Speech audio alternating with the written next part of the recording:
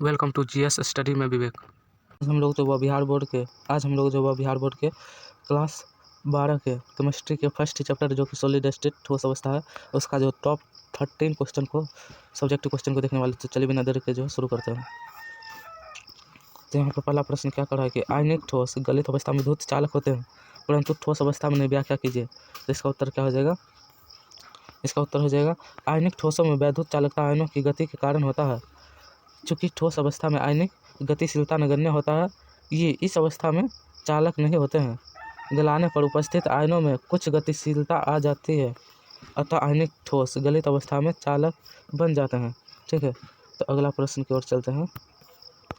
दूसरा प्रश्न जो वो क्या करा कि ठोस प्रायः असंपीड्य क्यों होता है। ठीक है, तो इसका उत्तर हो जाएगा ठोस के अवयवी कण इतने निविड संकुचित निकटता से बंधे होते हैं कि दाब लगाने पर ये और निकट नहीं आते हैं।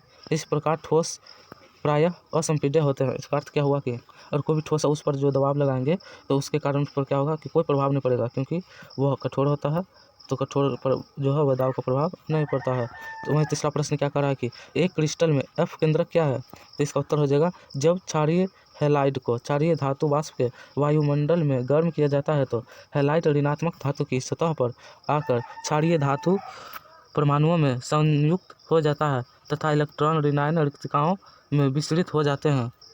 इलेक्ट्रॉनों जो ऋणायन रिक्तियों को घेरते हैं एफ केंद्रक कहलाता है। वही प्रश्न चौथे की बात कर लेते क्या कह रहा है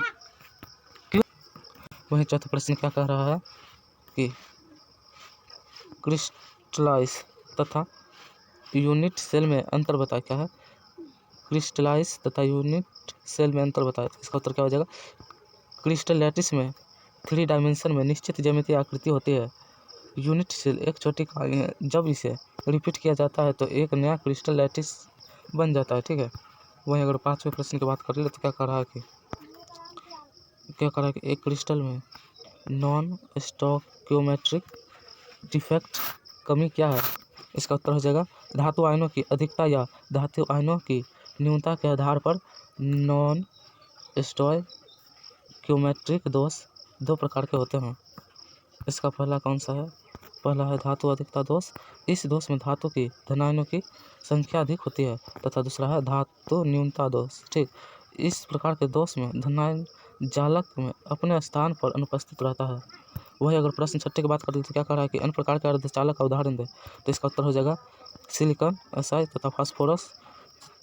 ठीक है, तथा आर्सेनिक एस से अपमिश्रण जर्मेनियम का फास्फोरस या आर्सेनिक से अपमिश्रण आदि अन्य प्रकार के अर्धचालक है। ठीक है, वही सातवां प्रश्न जो क्या कह रहा है कि प्रतिचुंबकत्व का क्या कारण है। इसका उत्तर हो जाएगा प्रतिचुंबकत्व ऑर्बिटल में उपस्थित युग्मित इलेक्ट्रॉन के कारण होता है। युग्मित इलेक्ट्रॉन एक दूसरे के चुंबकीय आघूर्ण को निरस्त कर देते हैं, जिसके कारण वे चुंबकीय गुण खो देते हैं। ठीक है, वही प्रश्न आठवें की बात करें तो क्या कर रहा है कि यूरिया का गलनांक तीक्ष्ण होता है किंतु कांच का नहीं, व्याख्या कीजिए। इसका उत्तर हो जाएगा यूरिया एक क्रिस्टलीय ठोस है और इसका गलनांक तीक्ष्ण होता है। दूसरी ओर कांच एक अक्रिस्टलीय आणविक ठोस है और इसका गलनांक तीक्ष्ण नहीं होता है। वही प्रश्न 9वें की बात करें तो क्या कर रहा है किसी वर्ग निविड संकुलित परत में एक अणु की द्विविमीय उप सहसंयोजन संख्या कितनी होती है। इसका उत्तर हो जाएगा द्विविमीय वर्ग निविड संकलित परत में कई विशेष अणु 4 अणुओं के संपर्क में होता है, अतः अणु की उप सहसंयोजन संख्या 4 होती है। वही प्रश्न 10वें की बात कर ले क्या करा सीपीपी तथा एचसीपी संरचनाओं में व्यवस्था संबंधी अंतर नहीं होता है, समझाए। तो इसका उत्तर हो जाएगा सीपीपी तथा एचसीपी संरचनाओं में कोई अंतर नहीं होता है। इन संरचनाओं में गोले और उपलब्ध स्थान का 74% भाग घेरते हैं। दोनों संरचनाओं में प्रत्येक गोलों की उप सहसंयोजन संख्या 12 होती है। ठीक है, वही प्रश्न 11 की बात कर ले तो क्या कह रहा है कि सोडियम क्लोराइड का द्रव्यमान सोडियम से ज़्यादा होता है, क्यों। इसका उत्तर हो जाएगा सोडियम क्लोराइड एक आयनिक ठोस है जिसमें सोडियम तथा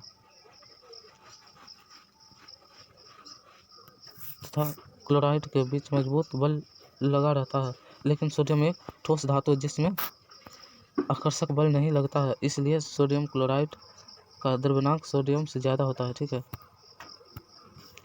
12वां प्रश्न क्या करेगा कि कांच को अतिशीतित द्रव क्यों कहा जाता है। तो इसका उत्तर हो जाएगा ठोस होने पर भी कांच को अतिशीतित द्रव माना जाता है, क्योंकि यह द्रवों के कुछ अभिलक्षणों या लक्षणों को दर्शाता है। ठीक है, उदाहरण के लिए यह पेंदे पर थोड़ा मोटा होता है। यह तभी संभव है जब यह द्रवों की तरह प्रवाहित हुआ हो, भले ही बहुत मंद गति से प्रवाहित हुआ हो।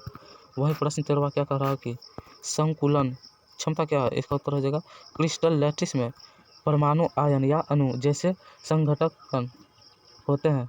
ये ऐसा सीपीपी या एचसीपी संरचना द्वारा कर सकते हैं। दोनों दशाओं में बहुत से मुक्त स्थान या रिक्तियाँ बची रहती है, अर्थात जगह भरा नहीं रहता है। किसी पैकिंग में कणों द्वारा छेका गया संपूर्ण जगह की प्रतिशतता संकुचन क्षमता कहलाती है। ठीक है, तो अगले वीडियो में मिलते हैं इसी प्रकार और भी बहुत ही महत्वपूर्ण प्रश्न के साथ। तब तक के लिए देखते रहिए तथा आप ज़रूर बताइएगा कि यह वीडियो आपको कैसा लगा, कमेंट में बताना है।